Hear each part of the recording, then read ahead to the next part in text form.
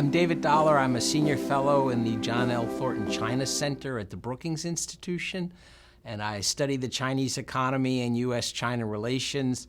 I've been working on and off on China for 4 decades, so I'm just fascinated in how it's developed and where it's going to go from here. The U.S. exports to China are really concentrated in agricultural products like soybeans, automobiles. We export a surprisingly large amount of automobiles to China, and then the well-known Boeing aircraft sales to China, which are quite enormous. So this trade war is going to hit those sectors in particular. That'll mean some locations in the Midwest where they grow soybeans.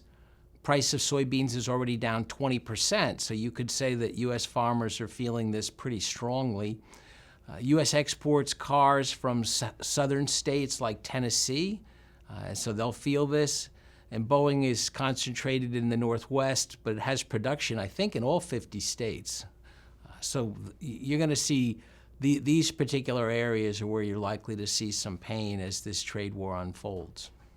China's exports to the United States, a lot of these products are things like smartphones, iPads, tablets, computers, television sets, cameras, these kind of products.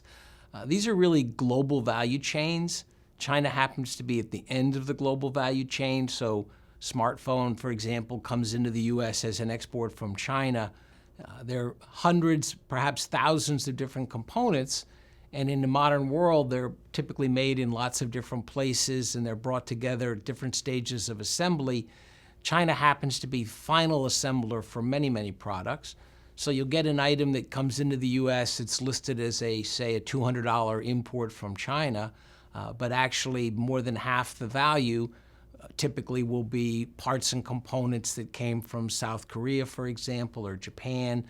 And so that means that as the U.S. imposes tariffs, half of the pain is going to be felt in those other countries. So yes, there'll definitely be collateral damage, including to U.S. firms that produce and operate in China. It's hard to see the off-ramp right now. U.S. has announced tariffs on a total of $250 billion in products from China. China's partially retaliated. It'll probably come out with more retaliation. I think for the next few months, we're locked into this situation. No high-level negotiations are scheduled. I think the Trump administration believes this is a winning strategy for the midterm elections. Trump said he would hit China. Now he has hit China. It's not so serious that it'll have a big effect on the U.S. economy. It'll hurt some of the specific sectors I mentioned. But for the whole U.S. economy, this is rather a minor blip. So I don't see the Trump administration changing their strategy anytime soon.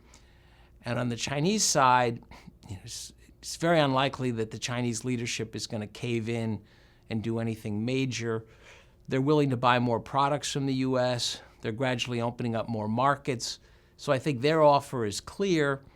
And I think after the midterm elections in 2019, we're likely to see the two sides come together, try to negotiate something where both sides can keep face. But it's unlikely we're going to see an off-ramp anytime soon.